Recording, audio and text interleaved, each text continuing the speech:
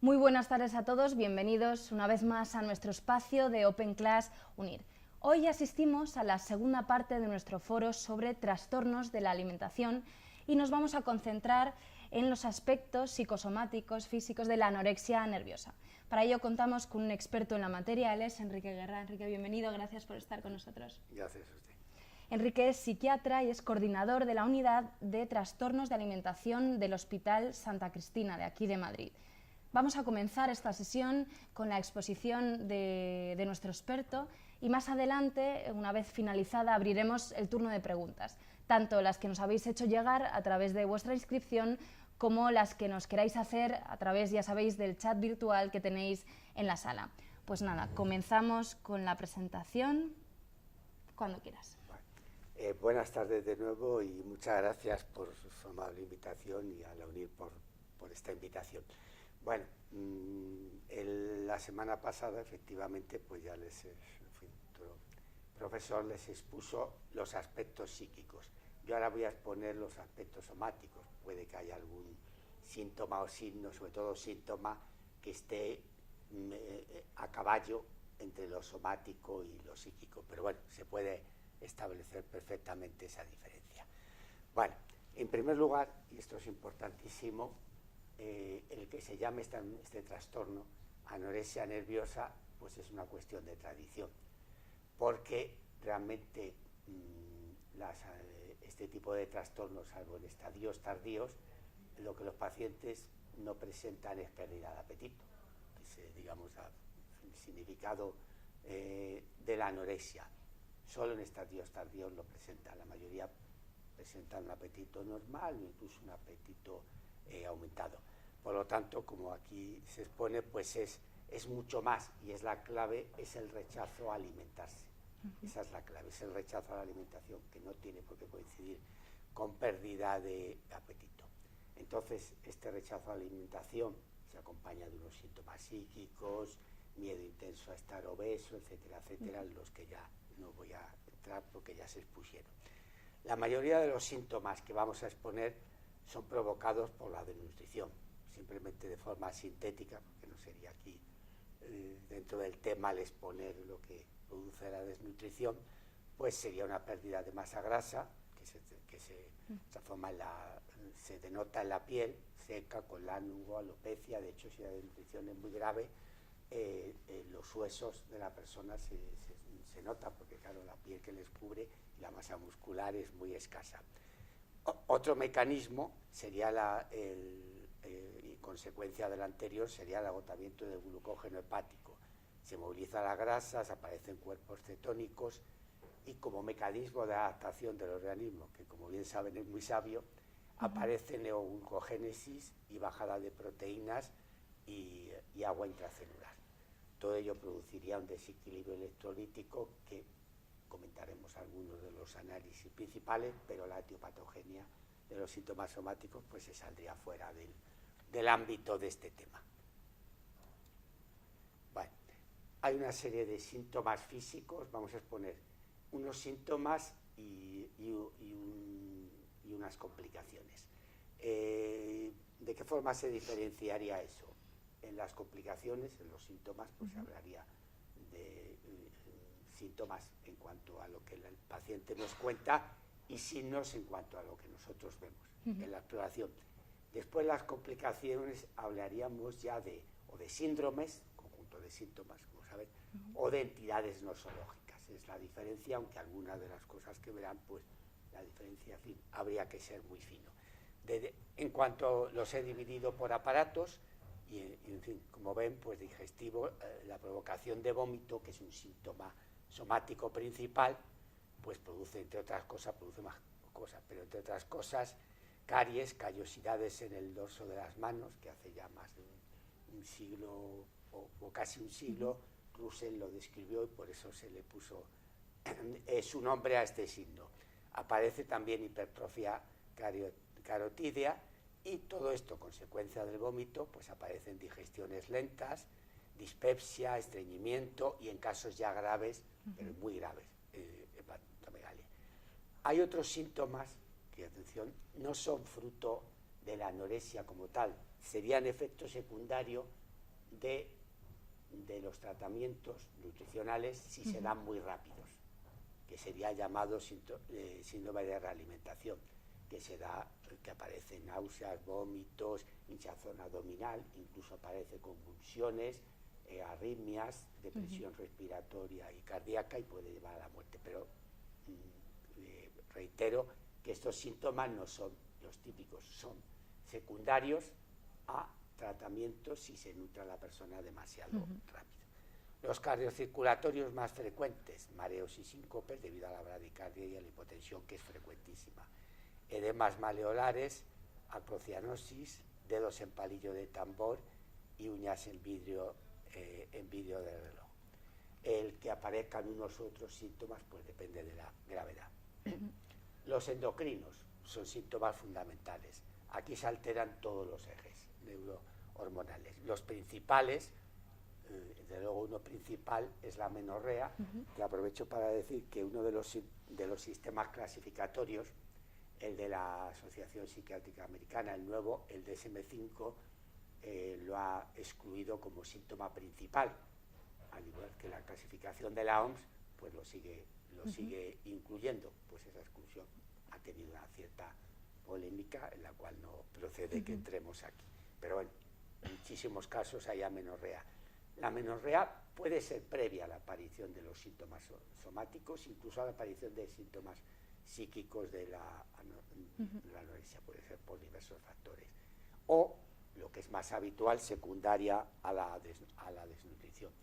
Disminución del deseo sexual, es decir, de los estrógenos, y en varones también disminuye la testosterona y hay disminución del deseo sexual e impotencia, en la mujer también anorgasmia. Disminución de la fertilidad, todo esto es derivado de la disminución de estrógenos. En cuanto al aparato renal, lo que hay fundamentalmente es de edema periférico por disminución del filtrado glomerular. En cuanto al sistema musculoesquelético, esto es muy típico de la anorexia nerviosa, que disminuye el desarrollo y el crecimiento de los huesos cuando este no ha finalizado, es decir, en edad infancia o en edad prepúber, y lo típico es que aparezca disminución de la densidad ósea y osteoporosis y por lo tanto fracturas espontáneas.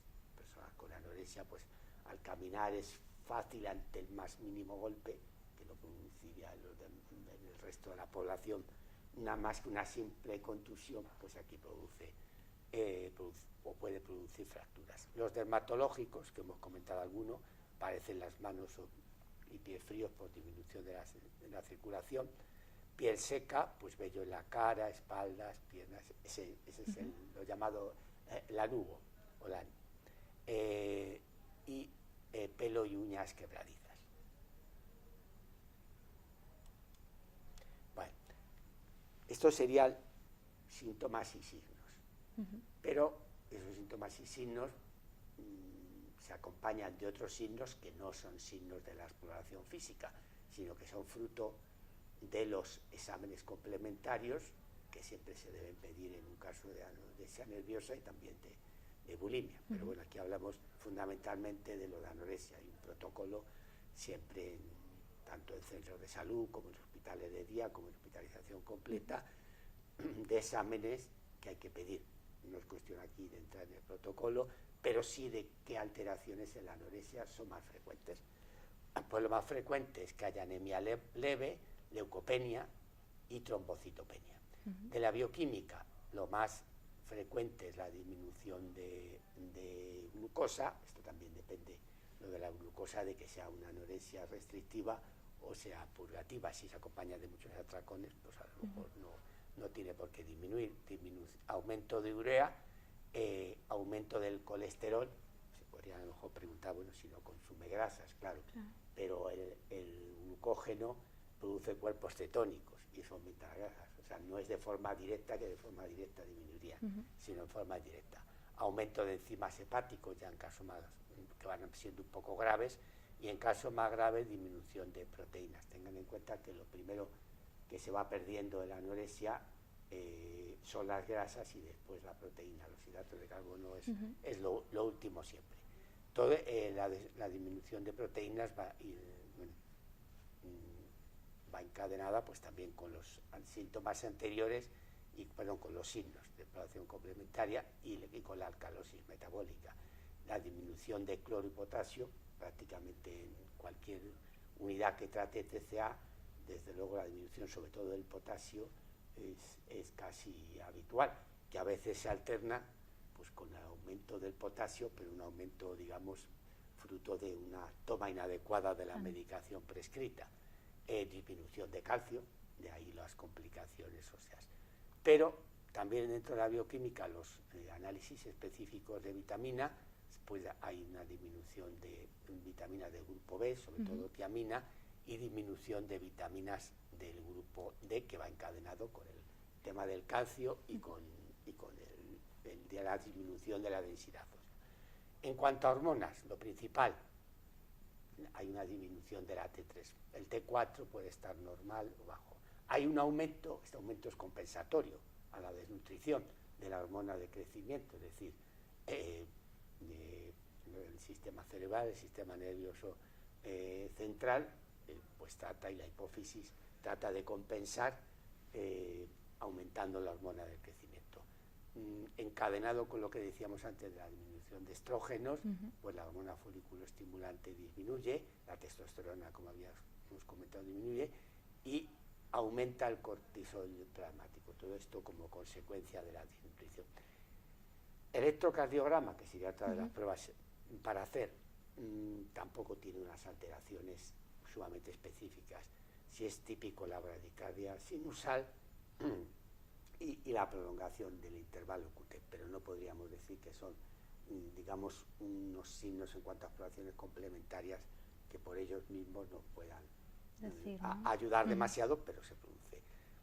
Menos aún en el electroencefalograma, que en casos graves pues hay anomalías difusas, pero no hay anomalía, y en cualquier caso serían, puede decir, cuando ya el electroencefalograma se altera, hablamos de casos muy graves. Pero sin embargo no hace falta que sean tan graves para que se produzca la osteopenia y osteoporosis. Como digo, el consumo de calcio y de vitaminas del grupo D pues es muy bajo, con lo cual eso se produce pues en estadios relativamente precoces.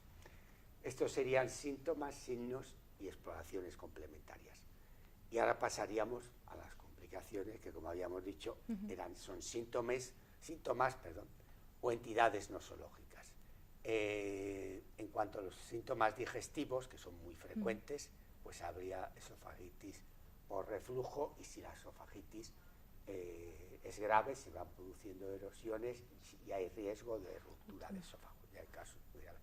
Gastritis, hay que tener en cuenta que tanto la esofagitis como la gastritis están fundamentados en los vómitos autoprovocados, evidentemente. Colon irritable, síndrome de mala absorción, ya en casos muy graves, obstrucción intestinal, secundaria pues ya la alteración del intestino. Y en casos muy graves, como dijimos antes, pues hepatitis, que es lo que produce que es lo que va acompañado de hepatomegalia y aumento de las transaminasas, bilirrubina, etcétera, etcétera. Bueno, en cuanto a cardiocirculatorios, como ven, enlazamos síntomas con síndromes y entidades nosológicas. Síncopes, arritmias, que en casos graves que si se producen pues pueden causar la muerte súbita, y prolapso de la válvula mitral. No es tan frecuente, pero es bastante típico, entre comillas, que se pueda producir en casos graves. Endocrinos, pues sobre todo aparece hipotiroidismo, quistes ováricos y impotencia sexual, y disminución de todos esos valores, salvo el aumento de la hormona del crecimiento que hemos comentado, pero ya como digamos como enfermedades como trastornos, son estos los más frecuentes. Bueno, renales, por falta de respuesta a la hormona antidiurética, aparece diabetes insípida parcial, litiasis renal, disminución de magnesio y aumento del calcio. Evidentemente esto no se produce en estadios inicial, porque lo que baja es el calcio, pero después el sistema metabólico del organismo hace mecanismos compensatorios, y entonces se produce un aumento de calcio, y el calcio y el magnesio están muy relacionados al igual que el calcio y el fósforo, y una subida de uno conlleva una bajada de otro y viceversa. Y al final, como ven, los síndromes lo vamos exponiendo al final siempre ponemos lo más grave, insuficiencia renal. De los musculoesqueléticos, pues osteoporosis y fractura espontánea, que no solo son por la disminución de calcio y vitamina D, es que a eso se le acompaña el ejercicio excesivo. Como conocen y se les han explicado la semana pasada, pues para perder peso tienen las personas con anorexia tienen tendencia a hacer ejercicio excesivo, sobre todo aeróbicos, realmente, que son los que más ayudan a perder peso, pues eso puede conllevar a fracturas, pues a poco ejercicio que hagan. Y neurológicas, que puede aparecer o bien neuropatía periférica por la disminución de vitamina B y también por la disminución de grasa y masa muscular. Evidentemente, ustedes saben que los nervios pues están protegidos por la grasa y por la masa muscular. Si eso se va perdiendo, los nervios están mucho más cercanos a la piel y mucho más cercanos a los huesos, con lo cual cualquier pequeño golpe o roce pues puede producir alteraciones neurológicas. Y ya en casos más graves no se queda en el sistema nervioso periférico, sino pasa al sistema nervioso central y se produce atrofia cerebral, sobre todo del sistema límbico, y en algunos casos atrofia cerebelosa. Bueno, terminamos por una cuestión que sí me interesaba señalar, porque yo cuando estaba preparando esta exposición me pregunté que, bueno, en los criterios diagnósticos más habituales, el de la OMS y el de la Asociación Psiquiátrica Americana, pues quise ver en los criterios principales qué relevancia tenían los síntomas somáticos. Y lo que vamos a ver aquí es que en la clasificación de la OMS tienen muchísima más relevancia. Se fijan, bueno, pues el diagnóstico tiene que tener las alteraciones siguientes: la pérdida de peso, con un IMC de menos de 7,5, o falta de aumento de peso.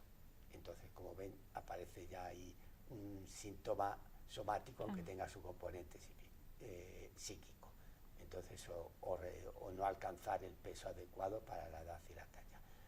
La pérdida de peso pues se va acompañada, bueno, estos serían ya síntomas psíquicos, evitación de alimentos, vómitos, que aquí habría un síntoma físico, en la anorexia purgativa, pues vómitos provocados, uso del ejercicio muscular. Esto ya sería más un síntoma psíquico, pero que después produciría problemas físicos. Distorsión de la imagen corporal, digamos, eso sería un síntoma psíquico puro.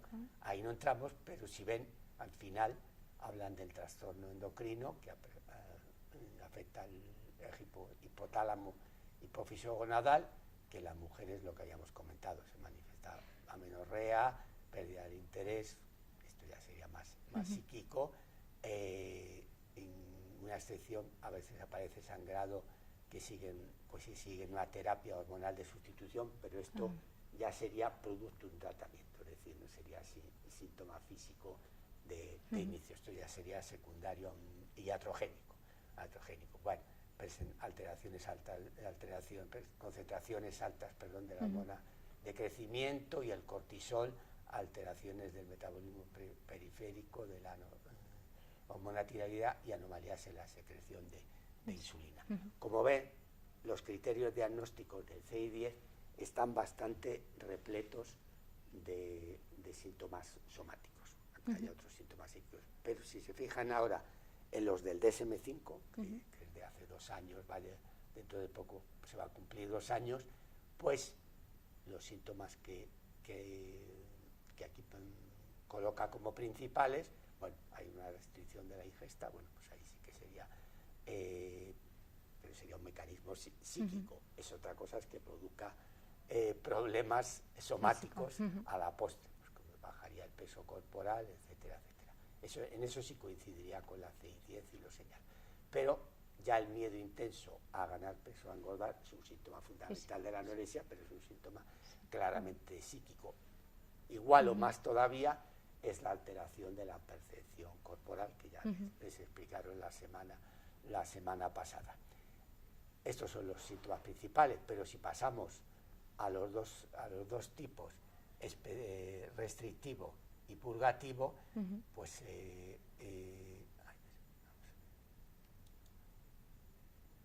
bueno, en el atracones y purgas, pues bueno, no dejan de ser vómitos autoprovocados y digamos se producen síntomas psíquicos, pero como consecuencia de un deseo de provocarse vómitos, que evidentemente es un deseo, valga la expresión, psíquica. Y después no hay otros síntomas, hablan de remisión parcial, de gravedad, etcétera, etcétera, pero por lo que vemos se da más relevancia a los síntomas somáticos, por lo menos comparativamente, en la clasificación en la CIE-10 que en el DSM-5 actual. Muchas gracias. Pues nada, entonces abrimos ahora el turno de preguntas. Ya sabéis que podéis escribir vuestra pregunta en directo para que nos conteste nuestro experto. Y yo comienzo haciéndote llegar algunas de las que nos llegaban a través de los foros. Como por ejemplo, esto último que comentabas, cuando hay dudas en un paciente ante un determinado diagnóstico, ya no solo los que nos has mostrado, sino en el quehacer diario de diagnóstico, ¿qué pesan más, los síntomas físicos o los psíquicos? Pues cuando hay dudas, los psíquicos, porque claro, el rechazo a alimentarse, el miedo intenso a ganar peso y la percepción alterada de la imagen corporal son clave. Claro. Son clave. Es decir, si eso no se presenta, pues que aparezcan síntomas somáticos, a lo que el paciente oculte los psíquicos, cosa que suele pasar con bastante frecuencia, pues evidentemente la clave son los síntomas psíquicos, y sobre todo estos, que son los puntos claves.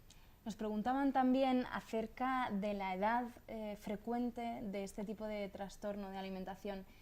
Nos especificaban que si nos podías hablar no solo de los casos más frecuentes, sino si estos casos se dan ahora en niños y en pacientes en edad adolescente, pero temprana, 11, 10 años, y también nos preguntaban específicamente si se presenta en adultos mayores. Vamos a ver, efectivamente la edad de comienzo cada vez es más temprana, y sí, la anorexia en varones cada vez se va produciendo más, evidentemente no es comparable con la de las mujeres, pero de hecho en los nuevos tratados o monografías sobre el tema, pues ya tienen pues incluso un capítulo especial, como un tratado último español, tienen un capítulo, eso va, digamos, da significado de que esto va en aumento. No es un aumento grande, pero suficiente pues como para merecer mayor atención.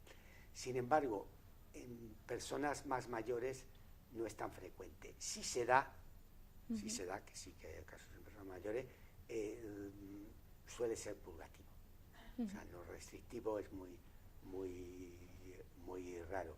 En la propia unidad donde con mi equipo yo trabajo, pues simplemente mirar las personas que están en el hospital de día, pues rara vez en el turno, porque están separados en el turno de mañana, que es cuando la mayoría son anoréxicas, pues suele haber pocos casos de personas mayores, pero algunos hay, pero ahí sí que predomina, y si los hay, son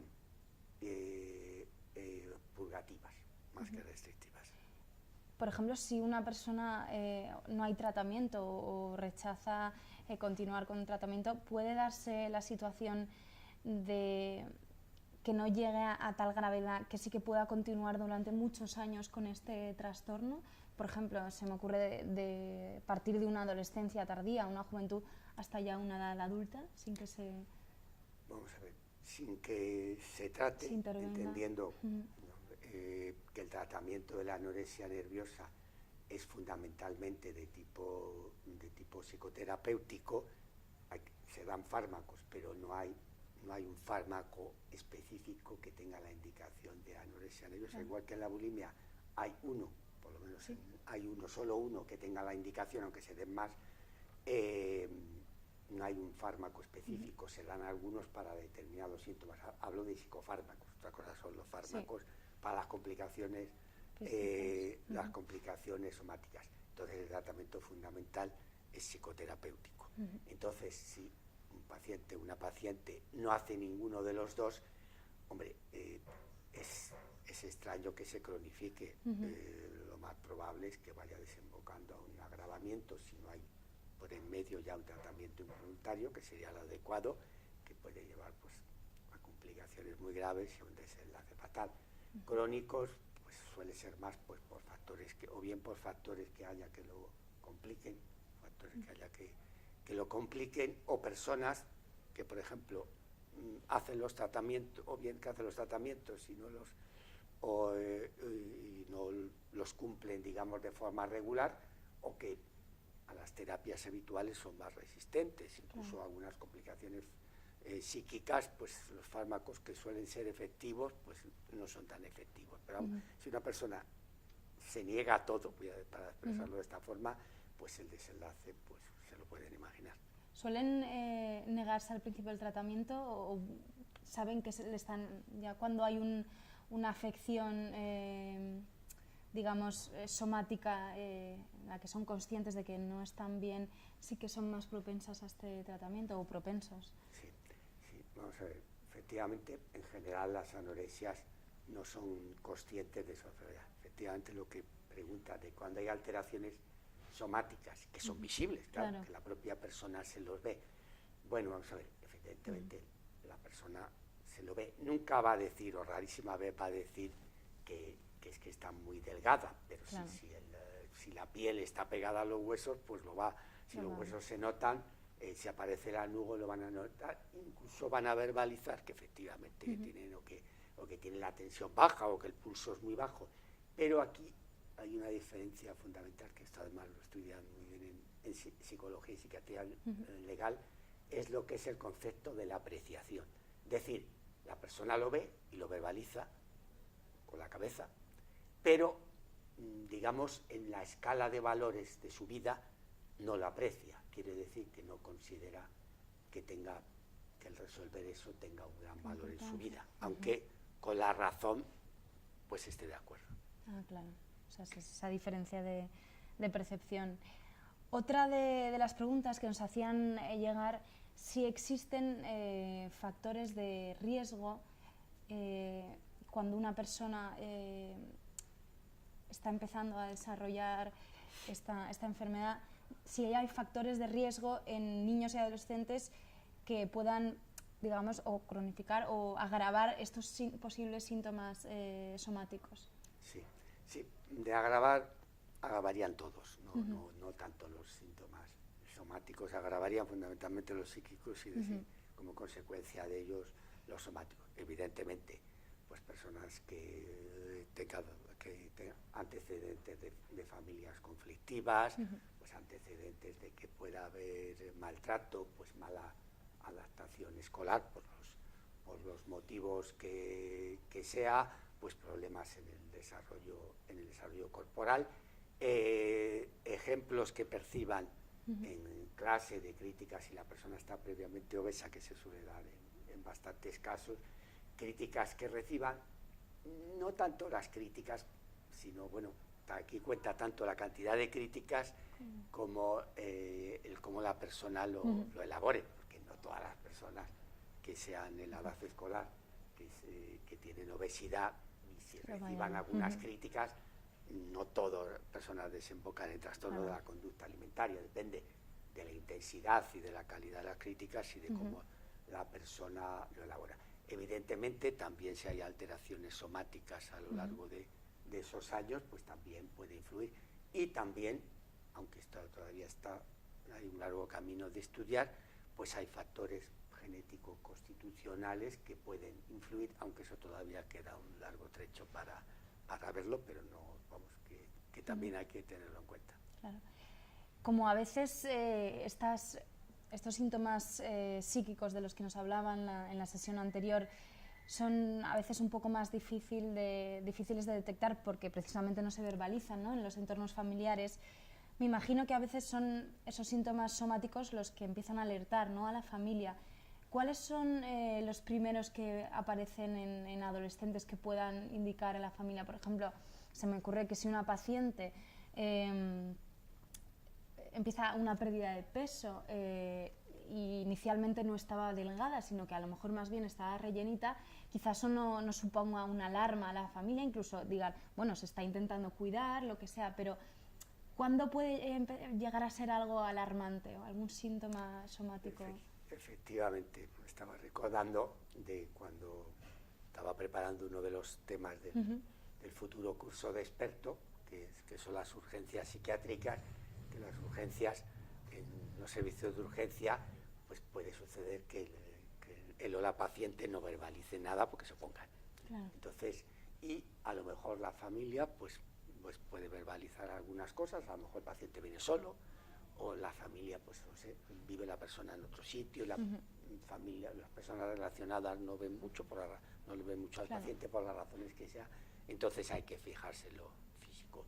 Es decir, una pérdida de peso sin padecer enfermedades previas, pues hay que, digamos, es un signo que hay que tener en cuenta, porque evidentemente hay causas somáticas de pérdida de peso, pero no olvidemos pues que en estas edades, y si no hay trastornos previos, por poner una causa de pérdida de peso típica, pues una neoplasia, pues puede suceder, puede haber leucemia, pero no es tan frecuente como si tratase de una persona de edad mayor, que aparezcan náuseas de dudosa causa, que no se sabe si son espontáneas provocadas, si hay algunos de estos de los signos de la piel, callosidades, caries, etcétera, etcétera, eso no requerimos que la paciente nos cuente nada. Claro, en la exploración física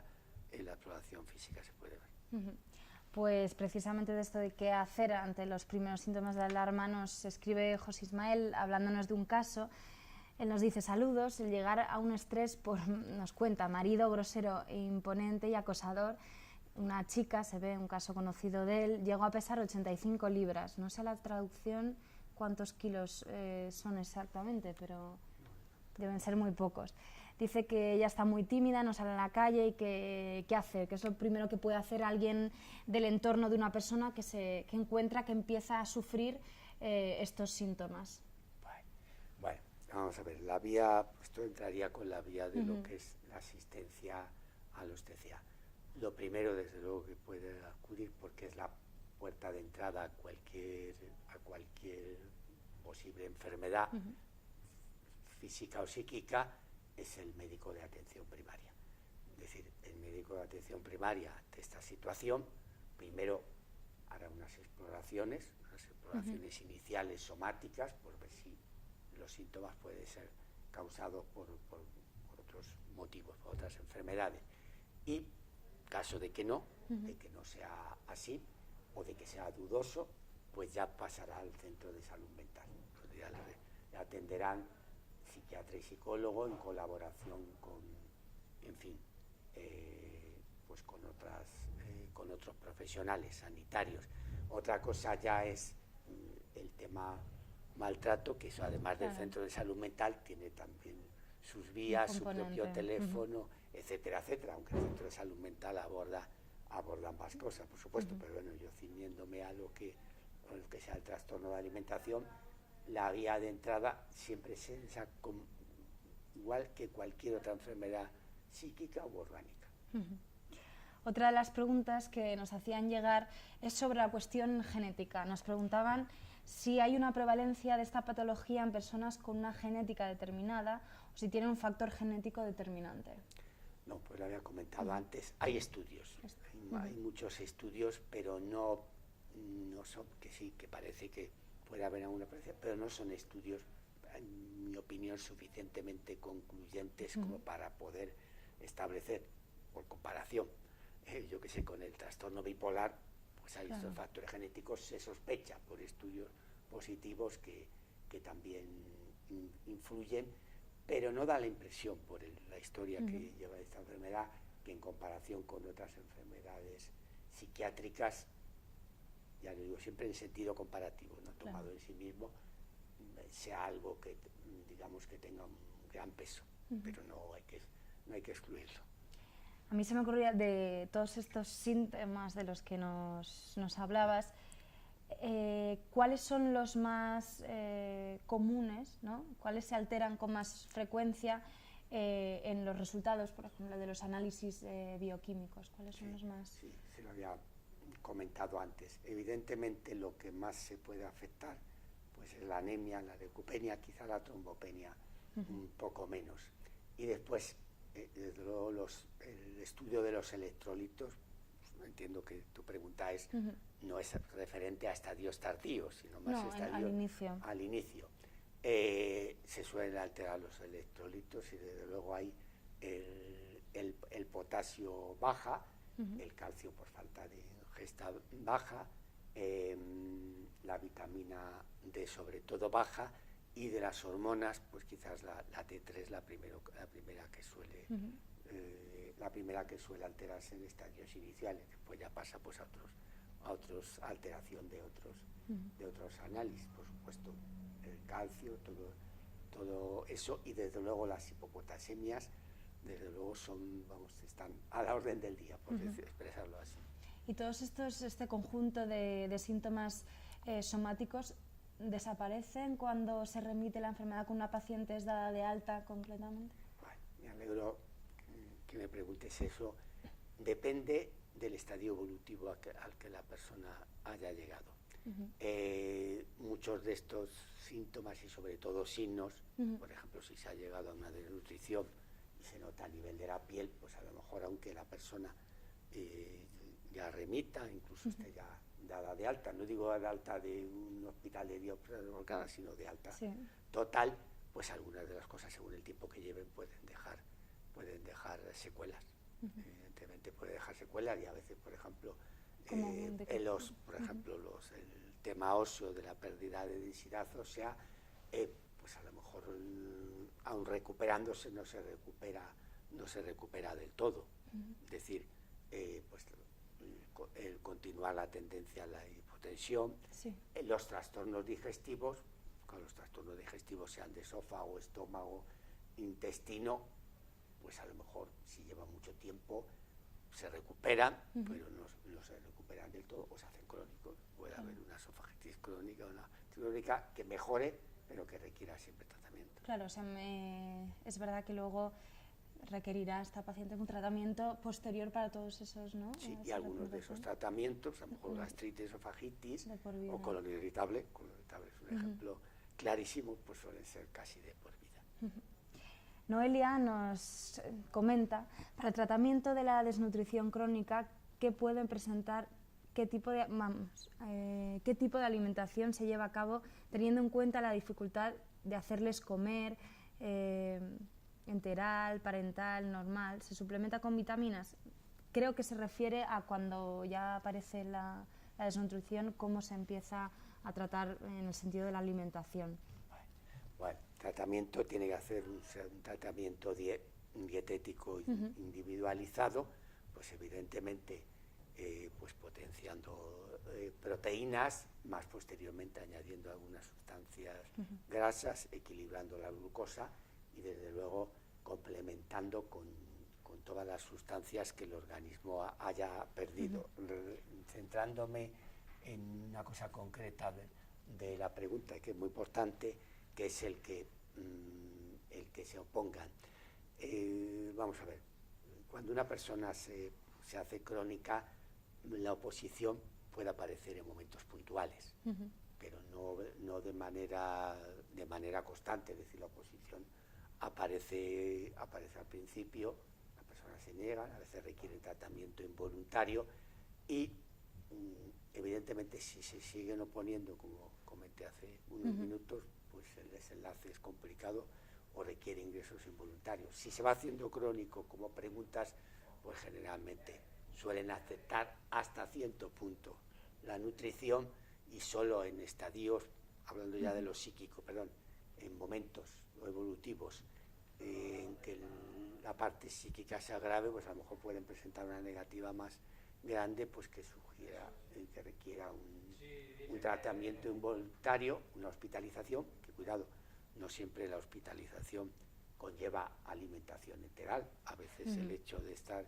hospitalizadas y de saber que si no cumplen el tratamiento no van a ser dados de alta, pues a lo mejor ese hecho les incita a comer. A veces no es suficiente y casos muy graves, pues claro, requieren alimentación parenteral por mucho tiempo, pero son casos muy graves. A veces el hecho de estar en un sitio cerrado, casos menos graves, el solo hecho de ese, pues necesita por obtener el beneficio, entre comillas, del alta, aunque a lo mejor después puedan pasar un tiempo volver a actuar de la misma forma. Porque en este tipo de centros va a la vez el tratamiento, digamos, psicológico y físico, o primero hay que intentar recuperar un poco a esa paciente su desnutrición para empezar a tratarla psicológicamente. Efectivamente, es también muy buena pregunta. Hay un principio general de todas las psicoterapias, y es que para que la persona responda a cualquier tipo de psicoterapia, estoy hablando de cualquier tipo de trastorno mental, pues su organismo tiene que estar en un nivel más o menos aceptable. Si el cuerpo no está bien, las psicoterapias, de apoyo sí, pero si hablamos, o te refieres a terapias más profundas, sean individual o de grupo, digamos, el colocarlas, por llamarlo de alguna forma, en ese momento, el indicarlas y aplicarlas en ese momento es contraproducente. ¿Por qué digo es contraproducente? No porque sea dañino al daño, sino porque el daño, entre comillas, es más psicológico, no en el sentido de empeorar la anorexia, sino en el sentido de la frustración que supone que una persona acuda a una terapia o terapias y vea que el resultado pues es negativo. Eso cuando menos pues una reacción de abandono, de ira, no digo que la enfermedad como tal, entonces tiene que estar en un nivel suficiente. Por eso, por ejemplo, en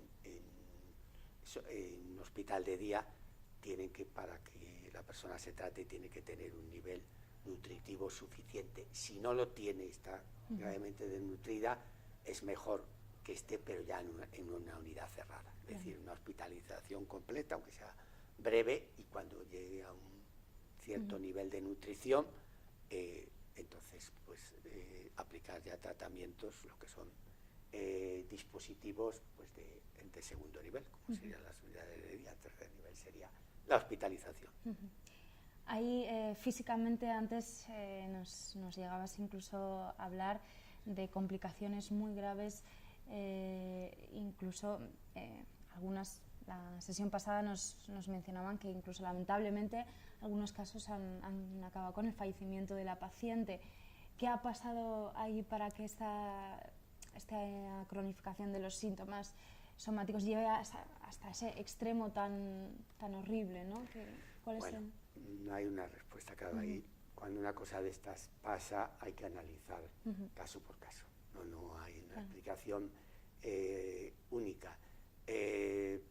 Un ejemplo de lo que podría pasar, pero no digo que sea el ejemplo referido a la pregunta que me hacen, a lo mejor es otra la causa, pues que a pesar de hacer tratamientos involuntarios, claro, tratamientos involuntarios pues duran un tiempo y la persona pues se le da de alta, aunque sea para pasar a un dispositivo de segundo nivel, que también ahí se pueden aplicar tratamientos, nunca involuntarios, porque voluntarios tiene que ser por ley en una unidad cerrada. O sea, por ejemplo, aunque se salga un poco del tema, sea más aspectos ético-legales, en un hospital de día de cualquier índole, sea de TCA o de otra patología, no cabe el ingreso involuntario. El ingreso voluntario tiene que ser en una unidad cerrada.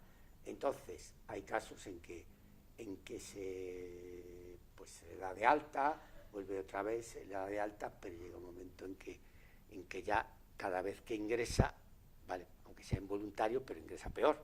Claro. Y entonces ya llega un momento en que a lo mejor el trastorno ya metabólicos cardíacos llegan a un nivel en que ya incluso pueden ir a cuidados intensivos y llega a niveles en que ya no es posible hacer nada. Pues nada, si no hay más preguntas, desgraciadamente se nos está acabando el tiempo. Ha sido una sesión muy interesante Y yo creo que si ya no quedan más preguntas en el tintero, nos despedimos. No sé si alguien estaba escribiendo alguna pregunta o quiere aprovechar. Damos este margen. Nada, pues veo que nadie en el chat está escribiendo. Pues nada, muchísimas gracias, Enrique. Ha sido un verdadero placer. Gracias. Muchísimas gracias a ti y a vosotros. Muchísimas gracias. Ha sido un placer. Gracias, pues, Dios. Con esta sesión hemos cerrado este foro de trastornos de la alimentación. Hemos visto primero los aspectos más psicológicos, ahora los aspectos más somáticos.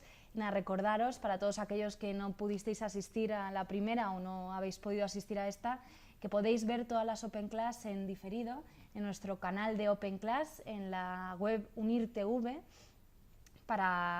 y hacernos llegar todas las preguntas al experto, que también no sé si nos puedes facilitar un correo electrónico por si alguien tiene un especial interés. Sí, ahora Nosotros yo lo doy para las preguntas que deseen hacerme. Pues nada, muchísimas gracias por vuestra asistencia, lo repito, gracias a Enrique. Y a todos vosotros nos vemos en la próxima sesión de Open Class, que podéis ver en vuestra sala cuáles son los temas que vamos a tratar en las siguientes. Gracias, hasta luego. Adiós.